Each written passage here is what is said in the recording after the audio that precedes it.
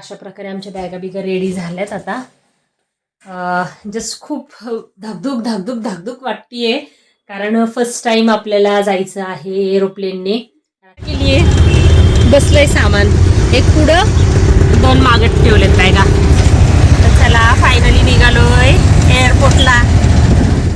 तर आम्ही आलेलो आहे एअरपोर्टला.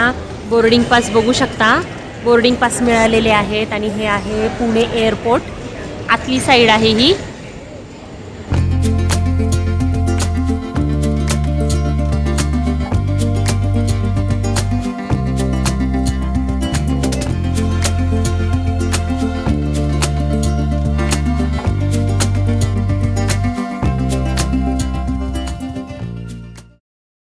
गोच्या बॅग्स रेडी आहेत.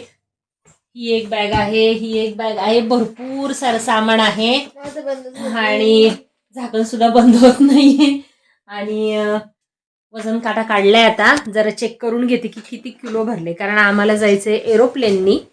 तर त्याच्यामुळे त्याच्यात वजनाचं लिमिट असतं. मोठ्या ज्या बॅग आहेत त्या 15 किलो आणि बारकी बॅग आहे ती 7 किलो असं वजन पाहिजे. तर वजन काटा काढलाय. आता बघूयात किती झालंय बॅग. तर सानवी जरा दाखव आपण. बोल ना. खायचा डब्बा बसायचा अजून याच्यामध्ये. खायचा डब्बा कशाला? खायचं म्हणजे एक छोटा टिफिन घ्यायचा खायला आपल्याला. अरे एरोप्लेन वर भेटतात स्नॅक्स. नाही, पैसे द्यायला लागतात त्याचे. मग देऊ 10 रुपये. लांबून घे. 10 रुपयाचं तरी काहीतरी असेल. लांबून घे. मी अख्खी पूर्ण दिसली पाहिजे. चलो मी जाती हूँ गोवा, बाय बाय. ए मी पण.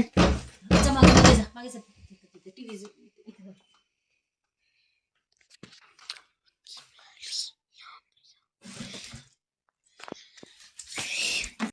टीव्ही झाले 11.5 किलो.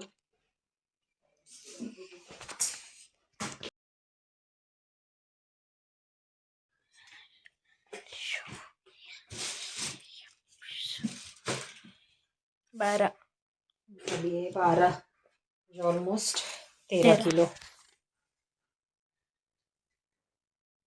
13 किलो झाली. उचल. येते का उचलायला? आता ही बारकी कर. बारकीचं वजन कर. हे बारकीचं वजन कर, पटकन कर. ही जगर ह्याच्यात अजून डब्बा बसायचा आहे.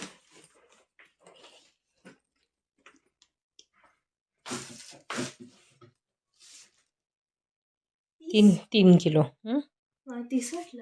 3 किलो झाली. ठीक आहे. याच्यात अजून एक छोटा डब्बा बसायचा आहे आपला खायचा. पाण्याची बाटली. तर अशा प्रकारे आमच्या बॅगा बिगा रेडी झाल्यात आता. जस्ट खूप धाकधूक धाकधूक धाकधूक वाटतीये, कारण फर्स्ट टाइम आपल्याला जायचं आहे एरोप्लेनने. रात्री 1 वाजेपर्यंत जागून मी ह्या बॅगा भरल्या. त्याच्यामुळे एवढं आता प्रचंड थकली आहे. जरा आता आराम करणार आहे. तरी अजून डॉक्युमेंट्स वगैरे ना त्याचे झेरॉक्स काढायला जायचे. तर चला आता डायरेक्टली तुम्हाला दाखवते उद्या कसं आम्ही आवरतोय, पळतोय. पळापळी खूप होणार आहे. सकाळी लवकर जायचंय. तशी 1 वाजता आहे फ्लाईट, पण आम्ही लवकर निघणार आहे बाबा. टेन्शन नाही, तिथे जाऊन बसूयात वाटलंच तर. पण घरनं घाई नको जायला, कारण पुण्याचं ट्रॅफिक भयानक असतं. तर त्याच्यामुळे पहिलं लवकर इथून जायचं, तिथं जाऊन निवांत बसायचं है ना बाबू. तर चला, फर्स्ट टाइम एरोप्लेन एक्सपिरियन्स आहे. तुला कसं वाटतंय बाळा? माहित नाही. तुला छान वाटते, वाईट वाटते असं सांगायचं? माहित नाही काय. मला तर एक्साइटमेंट पण आहे, थोडीशी धाकधूक पण आहे, आणि मुलांना घेऊन जायचं ती काळजी पण आहे. आणि पहिल्यांदा एरोप्लेन मध्ये मी बसणार आहे. आणि मला एकतर उंचाची भीती वाटती, तर हाईटची मला खूप भीती वाटती. तर त्याच्यामुळे मी खिडकीतून खाली बघणारच नाहीये. फक्त मी साईडचं ढग वगैरे ते तसं तसं बघणार, खाली मी बघणार नाही बाबा. तर असो, तिथं गेल्यावर आता बाकीचं तुम्हाला सगळं शूटिंग दाखवेल, किंवा सकाळी आता आमचं कशी गडबड गोंधळ आहे निघतानाचं थोडंफार शूट करेल मी. बघूयात आता कसं होतं ते. चला, आमच्या गोव्याचा व्लॉग आजपासून कंटिन्यू करा. 2-3 पार्ट होतील मे बी, किंवा एका पार्ट मध्ये पण संपून जाईल. किती शूटिंग कसं होतंय त्याच्यावर अवलंबून आहे. तर चला, तयारी ऑलमोस्ट झाली आहे. अवलंबून आहे. ही लिस्ट बनवली होती बघा अशी. अशी लिस्ट बनवली होती मस्त 2 पानाची सरक ना. आणि मस्त. ते बघ त्या लिस्ट प्रमाणे भरलेलं आहे सगळं. The next day. चला फायनली आम्ही निघालोय एअरपोर्टला. हाय अगस्त्य, गुड मॉर्निंग सगळ्यांना. रिक्षा केली आहे, बसलंय सामान, एक पुढं 2 मागत ठेवलेत बॅगा. तर चला फायनली निघालोय एअरपोर्टला.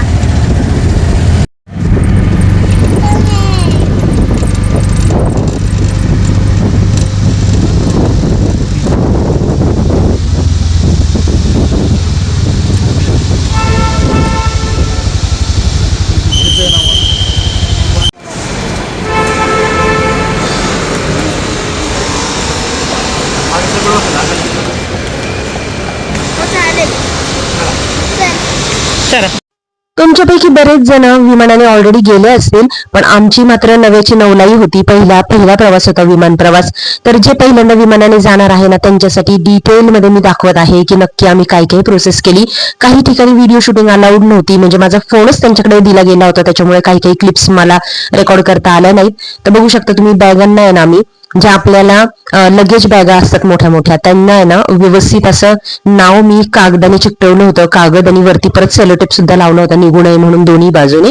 कारण एकसारख्या बॅगा खूप असतात तिथे लगेजमध्ये आणि आपल्या बॅग आपल्याला लवकर ओळखता येत नाही नुसत्या कलरवरून. तर त्याच्यामुळे तुम्ही जर विमान प्रवासाला जात असाल ना, तेव्हा ही टिप नक्की लक्षात ठेवा. आता कुठे ठेवायचे लगेज?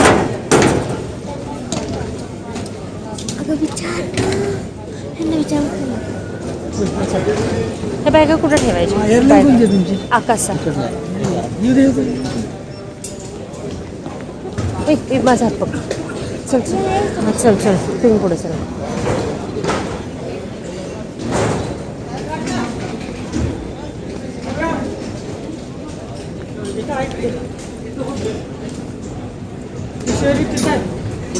हां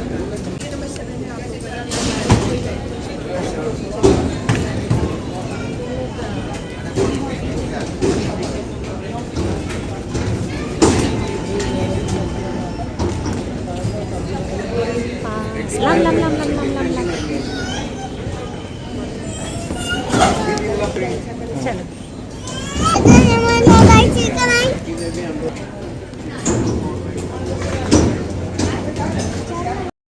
जाऊन बसायचं तिथं. हा पहिले चेक करून येऊयात हे बॅटरी सगळं. अहो ही बॅग चेक करायला लागते, ही सगळं काढून द्यायला लागतं त्यांना. हां बरं त्या दिव्यापाशी काढू ये.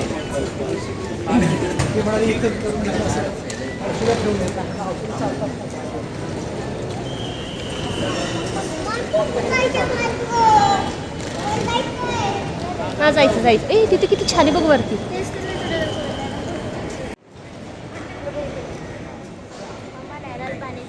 त्यातच आहे. तर आम्ही आलेलो आहे एअरपोर्टला. बोर्डिंग पास बघू शकता, बोर्डिंग पास मिळालेले आहेत आणि हे आहे पुणे एअरपोर्ट. आतली साईड आहे ही. तर आता आम्ही चाललेलो आहे वरती, सिक्युरिटी चेकसाठी चाललेलो आहे आम्ही. असं जायचं आहे. आपलं पुणे एअरपोर्ट इतकं छान आहे ना, म्हणजे आपल्या पुण्याची जी संस्कृती आहे त्याची झलक पूर्ण जागोजागी तुम्हाला बघायला मिळेल. जेव्हा एंट्रन्स आहे तिथे शिवाजी महाराजांचं मोठं असं बघायला मिळेल तुम्हाला. अशी भिंतीचित्र आहे आणि त्याच्यानंतर इव्हन बाथरूम मध्ये सुद्धा आपल्या महाराष्ट्रीयन पोशाखातले फोटोज आहेत मुलींचे वगैरे.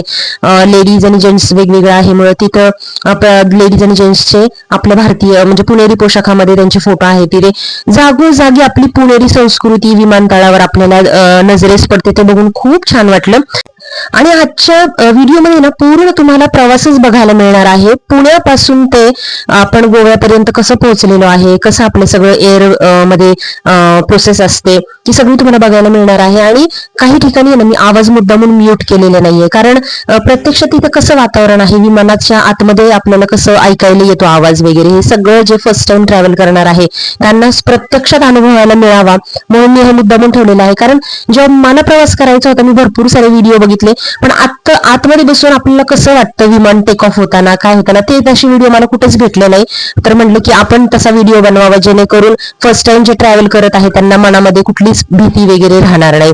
तर आता खरं बघायला गेलं तर प्रोसेस खरंच खूप सिंपल आहे.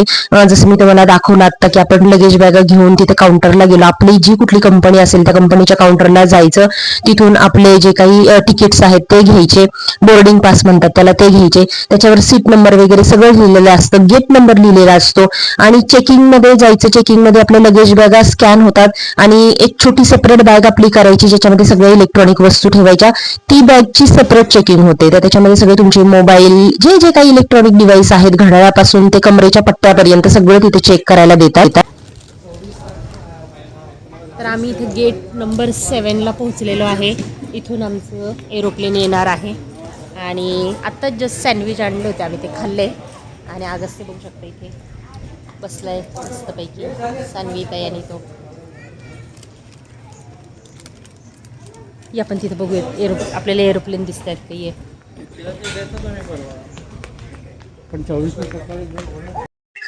सिक्युरिटी चेकिंग वगैरे झाल्यानंतर आम्ही आमच्या गेटला जाऊन बसलो. जसं मी म्हणाले तुम्हाला की आम्ही ना लवकर जाऊन बसणार होतो, जवळजवळ 1.5-2 तास अगोदर आम्ही जाऊन बसलो. 1ला होतं आमचं विमान ना, तर आम्ही जवळजवळ 11-11:30लाच जाऊन तिथे पोहोचलो होतो. कारण म्हटलं की कुठलीच आपल्याला रिस्क घ्यायची नाहीये, पहिल्यांदाच आपण जातोय, प्रोसेस माहिती नाहीये, ट्रॅफिकला किती वेळ लागेल पोहोचायला काहीच माहिती नाही. पण देवाच्या कृपेने ना घरातनं सकाळी निघताना अजिबात काहीच घाई झाली नाही. मुलांचं पण अगदी वेळेत आवरलं आणि रिक्षा सुद्धा पटकन मिळाली. जाताना अजिबात कुठेही ट्रॅफिक लागला नाही, सिग्नल लागला नाही, काही नाही. एकदम आरामात आम्ही तिथे पोहोचलो विमानतळावर आणि आम्ही आमच्या गेटला जाऊन बसलो. सोबत मी नेले होते सँडविच, ते सँडविच वगैरे मुलांनी खाल्ले. आणि खरं सांगू तुम्हाला, जर तुम्ही विमानाने प्रवास करत असाल ना, जास्तीचं जेवण घेऊन जा. कारण आम्हाला सुद्धा ना विमानाचं टायमिंग दिला होता 1 आणि आमचं विमान उडलं 2:30 वाजता. म्हणजे तुम्ही विचार करा, 1.5 तास विमान लेट झालेलं आहे. आणि ही सध्या सगळ्याच कंपनीची बोंब आहे. सगळ्याच विमान कंपन्यांचे जरा विमान आहेत ना लेट उडत आहेत. अच्छा, ते पाणी प्यायचं आहे का? नको वेस्ट घालू, नको वेस्ट नको घालू. आणि खाली खाली कसं प्यायचं? नाही येते, चालूच होत नाही. येत नाही आहे का? सेन्सर असतो त्याला. ठीक आहे बाळाचा, सोड. नाही येत, त्याला बोला नाही येत त्याच्यात पाणी. बॉटल भरायची एक आत्ताच भरून घे. आहे काय भरू पटत? तिरकी पकड, तिरकी बसत नाही आहे. थंड भरू का? आहे तेच भर, आहे तेच भर. हां, थंड नको बघ, थंड नको. अरे ते खूपच गरम आहे. हां नको गरम नको, मग गारच भर. हां, हात तसंच ठेव. अरे भर, अजून भर थोडा आहे.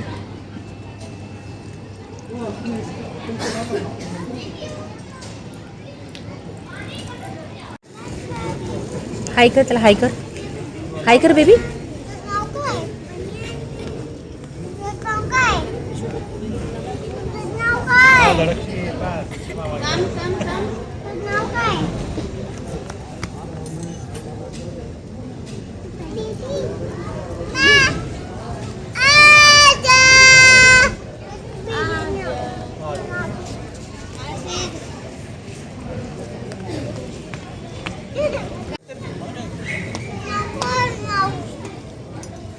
नेम मन नेम.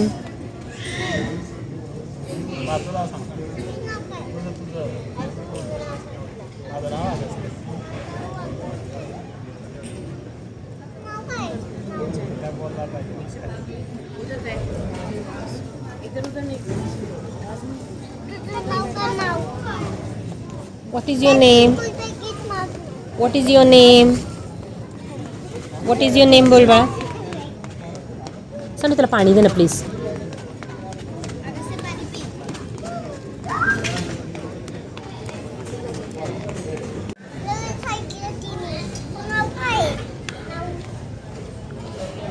ऑगस्टला आहे ना तिथे विमानतळावर मस्त अशी मैत्रीण भेटली होती खेळायला.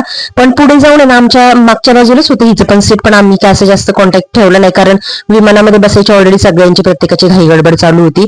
आणि ऑगस्टने शेवटपर्यंत तिला नाव काय विचारून हैराण केलं आणि तिने त्याच्या मागे पळापळ करून त्याला हैराण केलं. पण शेवटपर्यंत तिचं नाव आम्हाला काही कळालं नाही आणि ह्यांचं खेळाखेळी वगैरे चालू होते आणि आम्ही वेट करत होतो आमच्या विमानाचा. आणि अजून एक महत्वाची गोष्ट म्हणजे ज्या काही अनाउन्समेंट चालतात ना तिथे कान देऊन ऐकायच्या, कारण इथे सतत काही ना काहीतरी सांगत असतात. आणि इथे आम्हाला सांगितलं गेलं होतं की बोर्डिंग झोन प्रमाणे आता तुम्हाला एंट्री घ्यायची आहे. आपले जे पास असतो ना त्याच्यावर बोर्डिंग झोन नंबर लिहिलेला होता, आमचा 3 होता. तर 1, 2, 3 असे लाईनीने हळूहळू सोडत चालले होते पॅसेंजर्सला, एकदम सगळ्यांना सोडत नाही. जसे 1, 2, 3 वाईज बसत जातील पॅसेंजर तसे ते सोडत होते. तर इथून बघू शकता तुम्ही, आमचं विमान ऑलरेडी लागलं होतं आणि बोर्डिंग झोन प्रमाणे आम्हाला लाईनीने सोडण्यात आलं.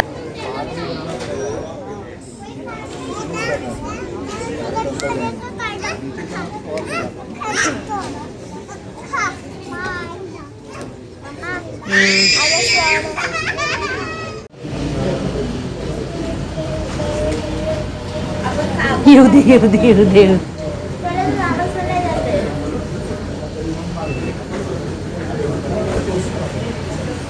कसं मागं चाललंय बघ ना, ओढतायत त्याला.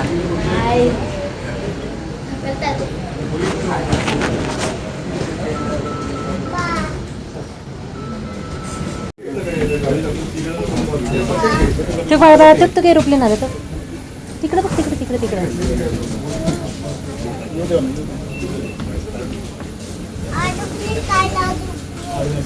ते कसं टर्न होते तर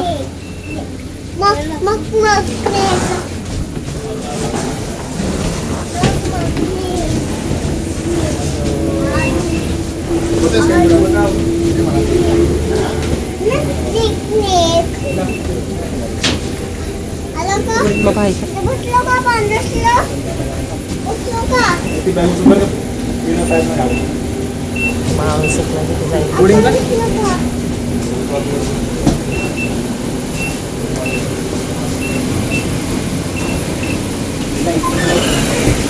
राईट पॅन राईट पॅन.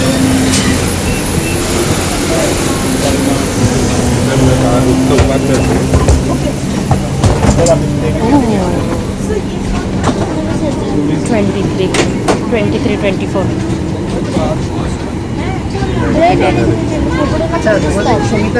वर बघायचं इथं इथं बघ, तगवर मध्ये आहे आपलं त्या ह्याच्यापाशी विंग्स जवळ.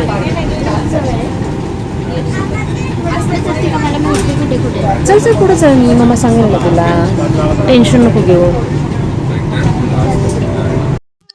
खरं तर ना माझी खूप इच्छा होती की खाली विमानाच्या पायऱ्यांवरनं व्यवस्थित वरती चढत जायचं, म्हणजे खाली विमानाजवळ आम्हाला फोटो वगैरे काढता आले असते. पण तसं काहीच झालं नाही. एअर ब्रिज जो असतो ना त्याच्यातून आम्हाला सोडलं गेलं, म्हणजे डायरेक्ट फ्लोअरवरनं त्यांनी असा ब्रिज तयार केला होता जो डायरेक्टली विमानामध्ये एंट्री होते दरवाजाजवळ. आणि त्याच्यामुळे माझा सगळा मूड ऑफ झाला ऍक्च्युली. विमानाच्या समोर आम्हाला काही फोटो काढता आले नाही. म्हटलं जाऊ दे, उतरल्यावर बघता येईल. 23 बढ़ने में सुविधा होगी और हाँ अपने निर्धारित समय पर उड़ान भर पाएंगे. धन्यवाद. Requesting you to kindly assist the passengers. Please expedite boarding. Thank you.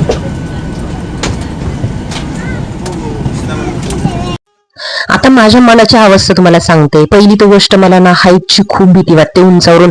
मी कधीच कुठल्याही उंच ठिकाणी गेले म्हणजे बिल्डिंगवरून खाली बघायला किंवा एखाद्या डोंगरावरनं खाली बघायला, किंवा आपली जर बस किंवा गाडी आपली जर घाटातून चालली असेल तर घाटातून खाली दरीत बघायला मला खूप भीती वाटते.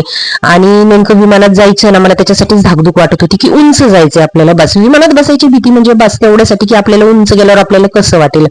तर त्या भीतीवर मला कुठेतरी कंट्रोल करायचा होता आणि विमानात बसायचा मला एकदा तरी एक्सपिरियन्स घ्यायचा होता. आता एवढा आपण खर्च केला होता बघा, आमचे सगळ्यांचे चौघांचे मिळून जवळजवळ 20,000 रुपये तिकीट झालं होतं गोव्याला जायचं. तर इथलं इथं जाण्यासाठी एवढं मोठं तिकिटाचा खर्च करायचा. तर पहिली गोष्ट फक्त ना फक्त अनुभवासाठी. आणि सानवीला पण हाऊस, एवढं लहान वयात तिला पण बसायचं होतं. एकदा तरी पहिल्यांदा विमानामध्ये बसायची इच्छा होती. माझ्या फॅमिलीमध्ये सगळेजण विमानात ऑलरेडी बसलेले आहे. मीच अशी होते की मी विमानामध्ये मी बसलीच नाही अजूनपर्यंत. एवढ्या भारी भारी मल्टी नॅशनल कंपन्यांमध्ये आतापर्यंत 15-20 वर्ष काम केलं.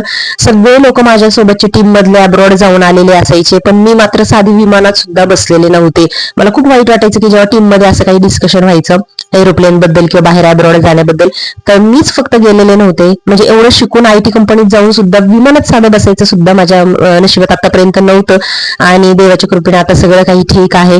आणि तो योग कसा ऑटोमॅटिक जुळून आला. म्हणजे असं काहीच ठरवलं नव्हतं, फक्त गोवा ट्रिप करायची हे डोक्यात होतं. पण जाताना सहज असं म्हणजे विचारायला की होईल का शक्य आपल्याला विमानात जाणं. आणि जवळच्या जवळ मला एक तरी ट्रिप विमानातून मारायची होती. मला चेक करायचं होतं की मला विमानात उलट्या वगैरे होतात का, किंवा कसं वाटतं विमानात बसून.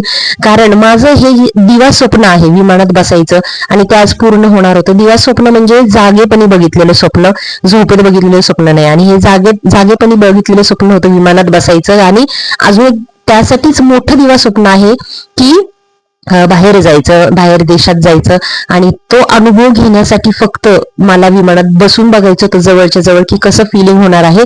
म्हणजे मग आपल्याला दूरची राईड मारायला, दूर जायचं जे स्वप्न आहे ते पूर्ण करायला. तर त्याच्यासाठी एक फक्त हा ट्रायल होता, हा जो प्रवास होता तो. तर त्याच्यामुळे हे महत्वाचं कारण आहे विमान प्रवास करायचं जवळच्या जवळ. आणि आता सानवीला पण खूप छान वाटलं, तिची पण इच्छा पूर्ण झाली, माझं पण स्वप्न पूर्ण झालं. आणि आता पुढचा सगळा प्रवास आमच्यासोबत तुम्ही सुद्धा अनुभवा. आणि तुम्ही पण जर अजून पर्यंत विमान प्रवास केला नसेल तर नक्की करा, मी सांगेल तुम्हाला.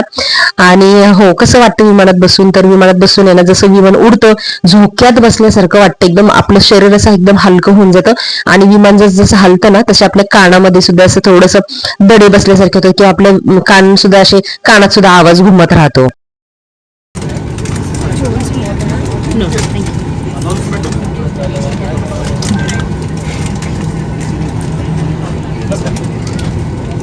आम्हाला मस्तपैकी कॉम्प्लिमेंटरी मिळालेलं आहे हे. इकडे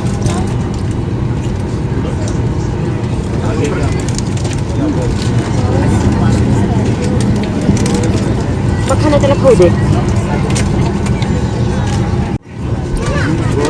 Requesting all passengers to kindly remain seated with your seatbelts fastened as we are ready for departure. Thank you. चला लावा सीट बेल्ट लावा. लावलं मी कधी सीट बेल्ट लाव अगस्त्य.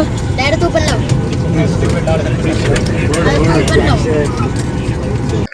तर बघू शकता तुम्ही जेवणाचे रेट काय इतके हाय आहेत, म्हणजे ट्रिपल चौपट रेट आहेत. तर असं तर मी बघत होते ना की जसं काही मी खूप जास्त ऑर्डर करणार आहे काय काय. तर असो, आता विमानाचं काय झालं, आमचं एकच विमान होतं. बसलो आम्ही बरोबर, बोर्डिंग ऑन टाइम झालं, पण विमानाने नुसतंच गोल गोल गोल गोल फिरत होतो, ह्या रनवेवरून त्या रनवेवर, त्या रनवेवरून त्या रनवेवर. आणि एकदा ना ट्राय पण केलं बरं का, एकदम स्पीडनी चालू झालं विमान. आणि मी म्हटलं आता उडतंय विमान, मी ओम नमः शिवाय, ओम नमः शिवाय, ह्या देवाचं नाव घे, त्या देवाचं नाव घे. उडताना देवाचं नाव कंटिन्यू माझ्या तोंडात होतं. आणि एकदम असं त्यांनी असं गिअर आपण कसं जोरात टाकतो ना तसं जोरात गिअर टाकलाय, मोठा असा आवाज झाला, असं वाटलं विमान आता उडणार. आणि उडता उडता एकदम स्टॉप झालं. मला एवढी धडकी भरली, म्हटलं काय असं स्टॉप झालं. आणि परत विमानाने टर्न घेतला, आणि परत जिथं आम्ही होतो ना पहिले, जिथून विमान निघलं तिथे येऊन ते थांबलं. तर मला खूप भीती वाटायला लागली. आजूबाजूच्या लोकांकडे मी बघायला लागले, ऐकायला लागले कोणाची काय कुजबुज आहे. तर असं वाटलं की बापरे, ह्या विमानात काय बिघाड आहे की काय, उडत नाहीये. आत्ताच पहिल्यांदा आपण विमानात बसतोय आणि हे बिघडलेलं विमान आपल्याला मिळालंय का काय, आपण नीट व्यवस्थित सुरक्षित पोहोचू का, आता उतरायला लागतंय का काय परत खाली, असे नाना प्रकारचे माझ्या डोक्यामध्ये विचार यायला लागले. त्यांनी थोडंसं खायला वगैरे पण दिलं आम्हाला, बहुतेक लहान मुलं होती म्हणून ते दिलं, उशीर झाला म्हणून दिलेलं नाहीये ते. लहान मुलं होती आमच्या बरोबर, त्याच्यामुळे तो स्नॅक्स दिला गेला. आणि त्याच्यानंतर मग मी एअर हॉस्टेसला विचारलं की काय झालं, तर ती म्हणली की बर्ड हिट झालं. तर पण मला हे खरं वाटत नाही बर्ड हिट झालं होतं, कारण ते खालीच होतं ना, बर्ड तर खूप उंच असतात. आणि आपण आजूबाजूचे लोक कुजबुजत होती, त्याच्यावरून कळालं की छोट्या मोठ्या ज्या कंपन्या असतात त्यांना लवकर रनवे मिळत नाही. दुसऱ्या मोठ्या मोठ्या कंपन्या, इंडिगो वगैरे, एअर इंडिया, अशा ह्यांना ना पटकन रनवे दिला जातो आणि ह्यांना जरा थोडं थांबायला लागतं. तर असं शेवटी फायनली आमचं विमान निघालेलं आहे.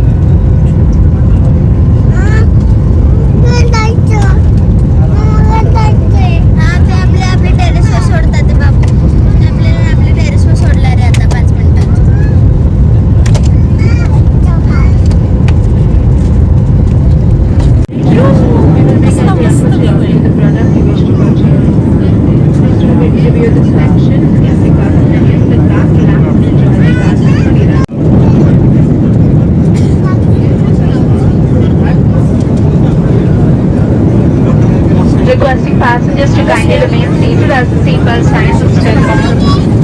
Thank you.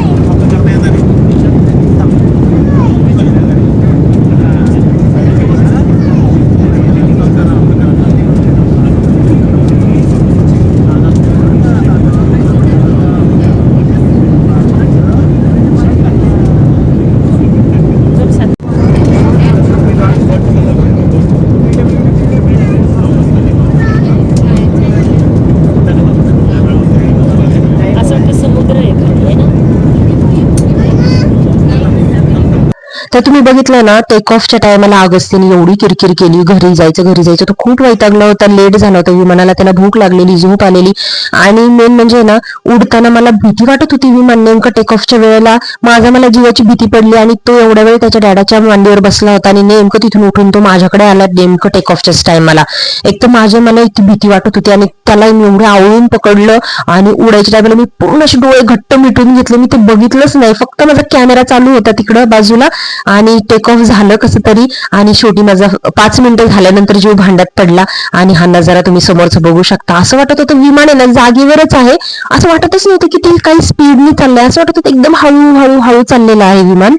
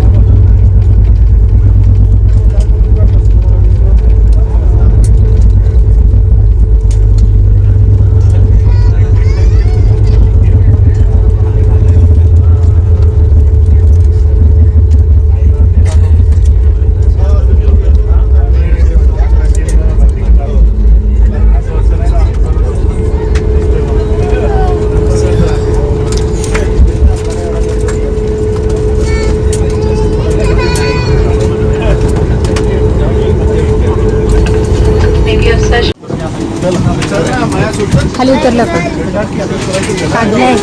काढलंय चला, काढलंय चला. अरे बाईक नको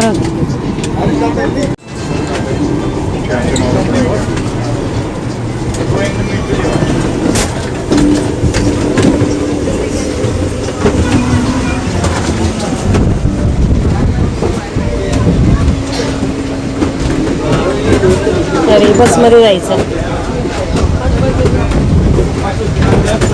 बसमध्ये जायचं.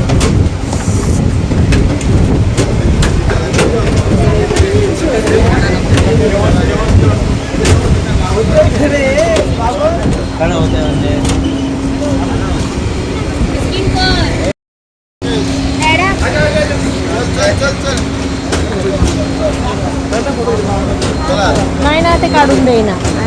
फोटो काढू शकतो का? एक्सक्यूज मी, फोटो निकाल सकते?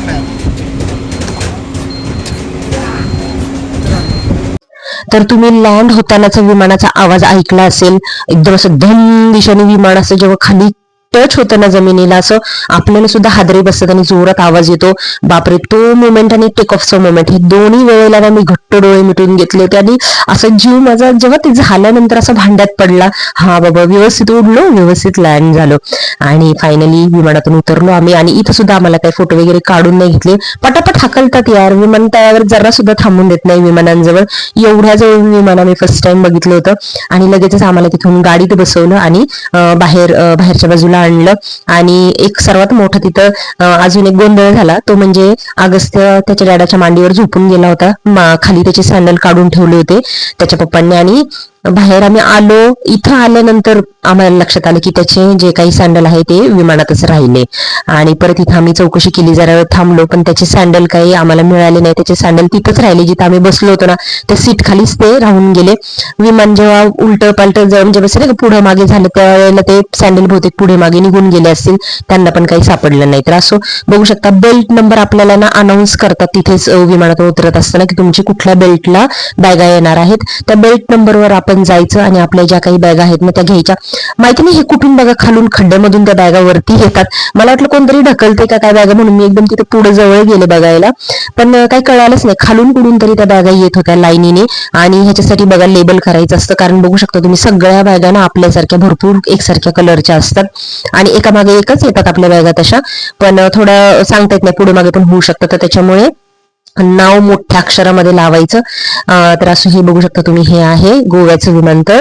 इथं आम्ही जास्त काही फिरलो नाही इकडं तिकडं, कारण एक तर ते सँडल हरवला, त्याचा गोंधळ झाला. आम्ही जरा वाट बघत बसलो, भुका पण लागल्या होत्या आणि म्हणलं की पहिलं काहीतरी खाऊन घेऊया. डोमिनोज पिझ्झा घेतला मी इकडनं आणि त्याच्यानंतर इथून आम्हाला हॉटेलवर जाण्यासाठी गाडी पण बघायची होती. तर ते सगळं इथं उतरल्यानंतर कामं होती, तर त्याच्यामुळे इथं आम्ही जास्त काही फिरत बसलो नाही.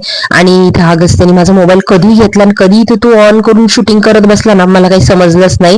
तर असं फायनली आम्ही ते गोव्याच्या विमानतळावर पोहोचलेलो आहे. आपल्या पुण्याच्या विमानतळाचं मला खूप आवडलं. इथलं म्हणजे एवढं काही खास वाटलं नाही, पण असेल पण कारण एवढं काही आम्ही फिरलो नाही.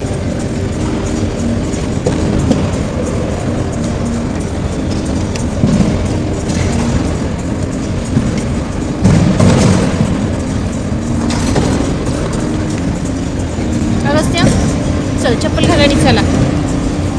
चल येऊ दे ना.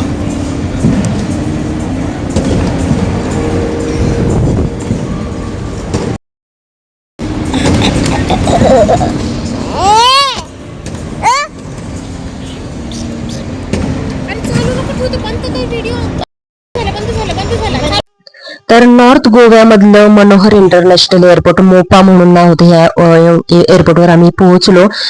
साधारण पाऊण तासामध्ये आम्ही पोहोचलो. 3:15 3:30 पर्यंत आम्ही तिथे पोहोचून गेलो.